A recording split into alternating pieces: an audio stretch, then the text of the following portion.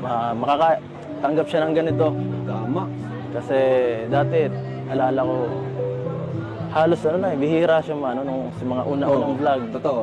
Halos walang pumapansin. Oo. Sakto Kaya, lang yung views. Sakto lang yung views. Kala ko matatagalan. Ano Pero ko talaga dun? nung pumasok ka na, doon na. Feeling ko kasi nung una, mahina. Hindi pa masyado bihira na. Akala mo hindi magiging successful. Oh, naaawa nga ako nung dati kay Beyonce. So, grabe.